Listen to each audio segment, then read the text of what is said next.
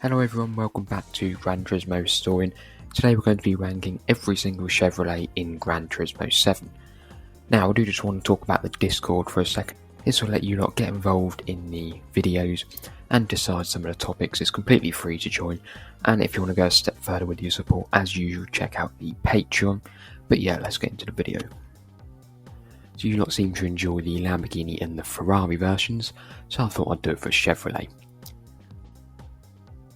So firstly, I just want to talk about the rankings. So D tier is for cars that are really bad, C tier is for cars that generally aren't great but maybe have one limited use, B tier is for cars that are alright and I'd advise, maybe occasionally you'd use them, A tier is for cars that are pretty good and I would advise you to use them, and C tier and S tier is for the best of the best. Now these cars you want to buy straight away because they are really good.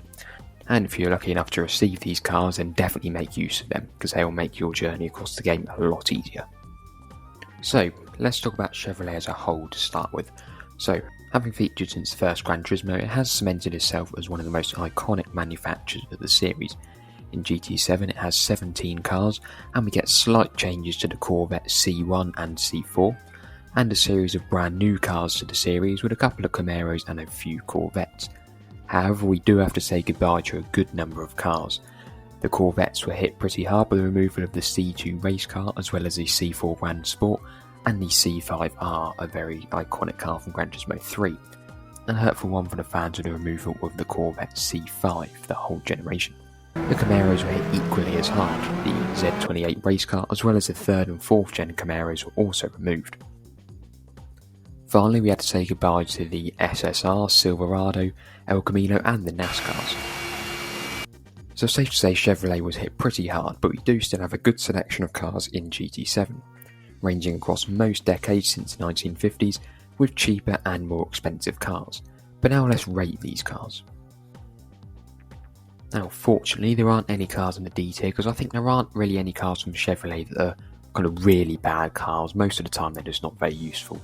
So we'll skip over the D tier and move straight to the C tier.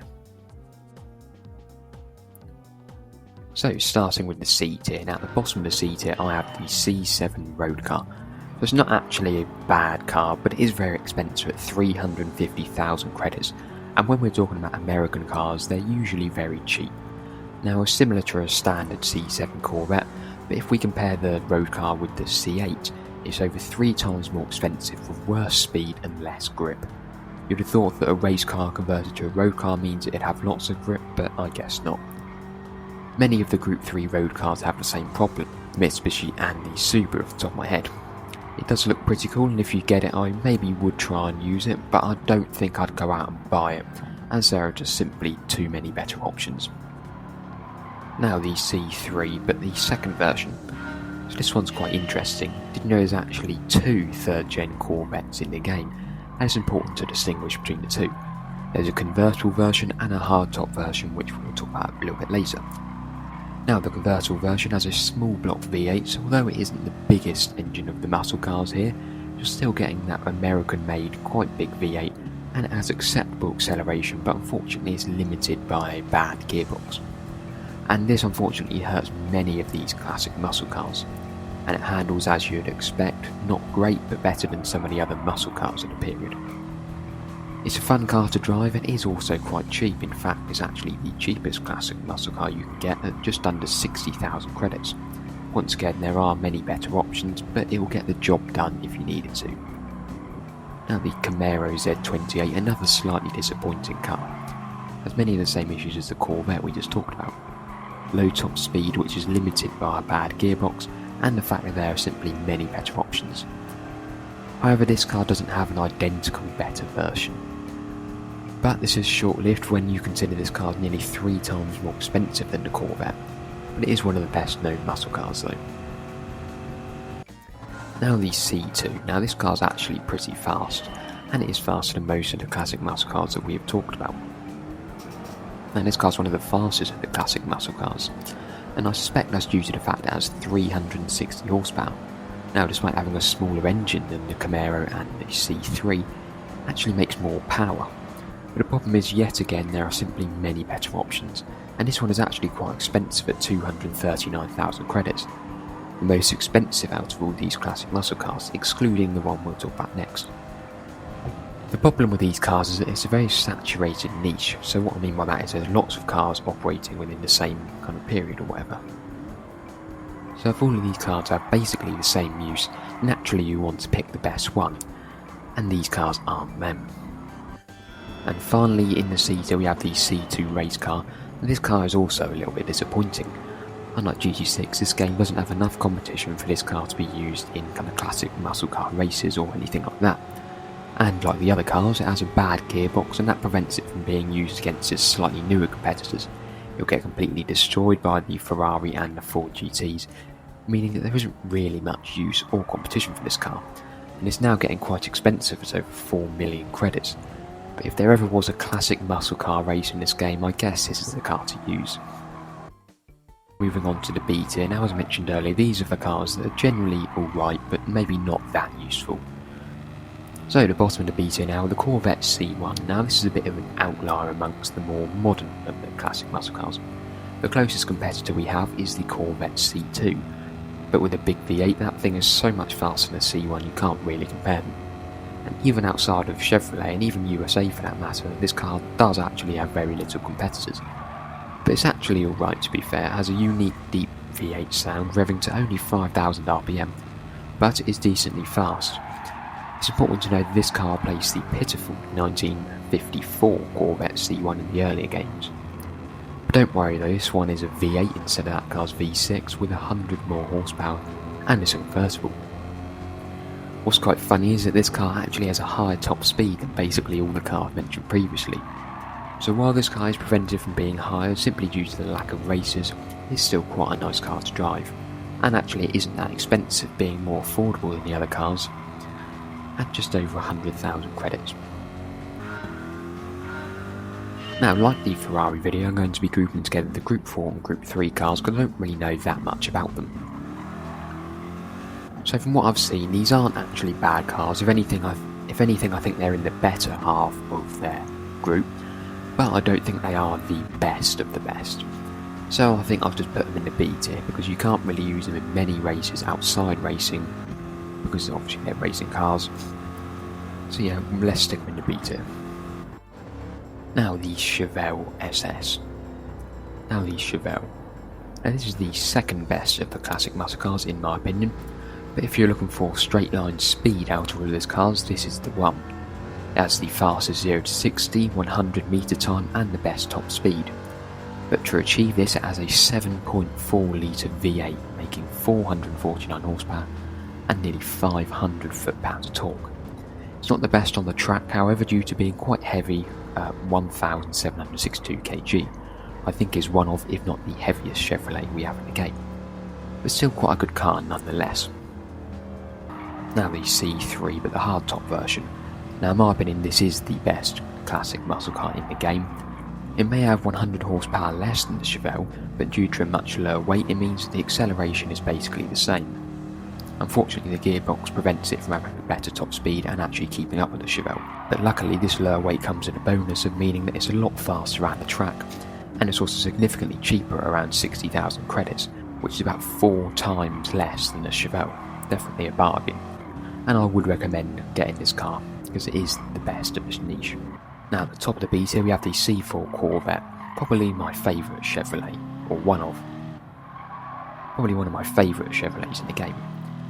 Now this is the only C4 variant of the Corvette we have in the game, and due to there not being a C5 variant, if you want a Corvette from the 70s, 80s or 90s, this is probably your best bet. Now it's a decent supercar from the 80s, and in terms of speed it's near the top of the pack for all sports cars of the period, not just from the USA. It beats some heavy hitters such as the Honda NSX and the Lotus Carlton. However, it will get beaten by the likes of the Ferrari F40 and the Porsche 959. That is to be expected though. It does make up for this on price though. While these supercars cost millions of credits, this one can be bought for just 87,000 and can even be won in the campaign for free. And a top speed of 184 miles an hour is definitely respectable even by today's standards. Now, moving on to the A tier. Now these are cars that for the most part are good cars and I would recommend getting them. Starting off with the C7 Corvette. Now there's no denying this is a very good car, it's just simply not very useful.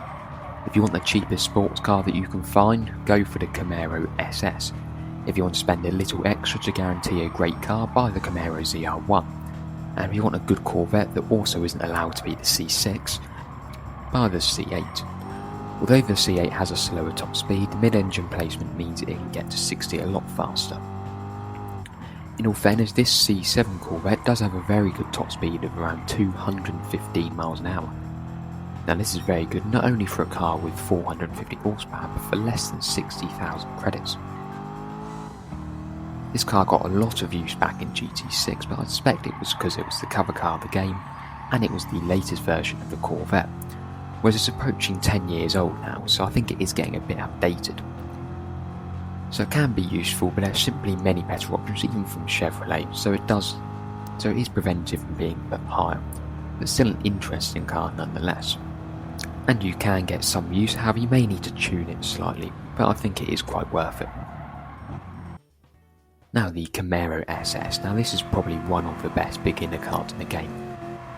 This thing is so powerful. With a 6.3 litre V8 it can get to nearly 200 miles an hour, and it doesn't handle too badly either. It will beat the majority of the cars in the early races, and it will last you until you get enough money to buy you the next cars on the list. I don't think there is any other car in the game which offers this much power for such little cost.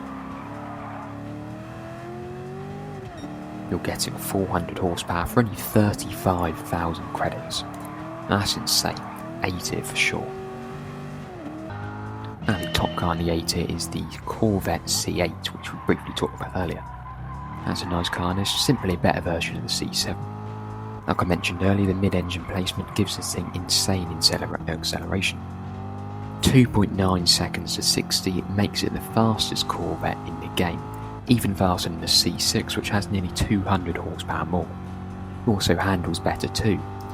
Due to it being newer, it's more competitive with the latest sports cars, so you can get quite a bit of use out of this car.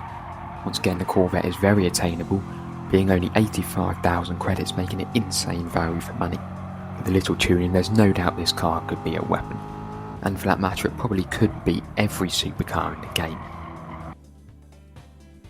Now moving on to the S tier, these are cars which are really good cars and I would recommend you go out and buy them if you don't have them already. They'll make your life in the game so much easier. Starting off with the Camaro ZR1. Now I think this is the best muscle car in the game. It takes the 6.3 litre V8 from the Corvette and places it into a Camaro, so it gains extra displacement, a supercharger and an extra 200 horsepower. It's also 100 kilograms lighter than the standard SS and has a lot more aero to go with it. This meant it can get to over 200 miles an hour and it can go around the track a lot faster. Now this American muscle car can actually keep up with the latest supercars from Europe. It can get around the Nürburgring with a time of 7 minutes 16 seconds, which is faster than the BMW M4 CSL and even the Ferrari 488 GTB. In GT7 this thing let me win so many races in the beginner stage of the campaign, and it's probably one of the fastest cars you will have, so I would definitely recommend buying it. And it's cheap at under 100,000 credits, so it's definitely another bargain. Really good car for beginners and I'd definitely recommend you get it. Now, moving on to probably my favourite Chevrolet in the whole lineup is the Corvette C6. If you want pure straight line speed, then this is definitely the car to go for. Now the speed of this car is insane and it pulls like it has 8 turbos. Even Jeremy Clarkson himself was surprised at how fast this thing is. But let's compare it to some of its competitors. We'll take the Mercedes McLaren, another car with a big supercharged V8 at the front. So the Corvette beats anything to 60 and even to 100. The Corvette is even faster to 150 until the Mercedes starts catching up. However, the Corvette has a higher top speed, so this doesn't really matter. Let's not forget that the Corvette is also significantly cheaper than the Mercedes, so I think the Corvette is a clear winner here. Now let's compare the Corvette to its arch rival, the Dodge Viper from 2013. So the Corvette has a supercharged V8, whereas the Viper has an 8.4 litre V10. The Corvette is just faster to 60, but it extends its lead as the track goes on. The Corvette is also faster across a quarter mile and top speed, so not really match competition. For 10,000 credits more expensive, I do think it's worth it. I'd go as far as to say that this thing is as fast as the Dodge Demon, but I'll need to compare them, so stay tuned for that. Now the final car in the S tier, and in my opinion the best Chevrolet in the game, is the Corvette C7 ZR1. Now this is possibly the best American car in the game, I'm not sure though. So this takes the immense speed of the C6 Corvette and places it with the aero of the Camaro ZR1, a match made in heaven. Those two factors alone make this car a weapon. It can do over 220 miles an hour despite the massive spoiler, and is still really fast around the track. So unfortunately it set a disappointing Nürburgring time of just 7 minutes and 4 seconds. While it was not what Chevy hoped for and it just got beaten by the Viper ACR, it's still faster than most of the sports cars of its time, including the McLaren 720S, the 2018 Porsche 911 GT3 RS, big names here, and the Rimac Nevera. Luckily the Rimac completed the track this time. I'd argue that if it isn't the best American car in the game, it's definitely the best handling one. For a road car anyway. And it's also really cheap at 134,000 credits, so definitely a good car for beginners. I would really recommend this. It actually featured in the 5 cars you need to own video. Actually featured in the 10 cars you need to own video, part 2 coming soon. And definitely worthy of the S tier. And if there are any beginners in the game watching this, definitely buy this car, because it will save you so much time and it will win you so many races. Thanks for watching. That was every Chevrolet ranked in GT7. Now we've done Ferrari, Lamborghini and Chevrolet, I'm thinking what manufacturers do next, and I'm thinking Porsche. But if you'd like to request a specific manufacturer, make sure to join the Discord and we can talk about that. Thanks for watching and goodbye.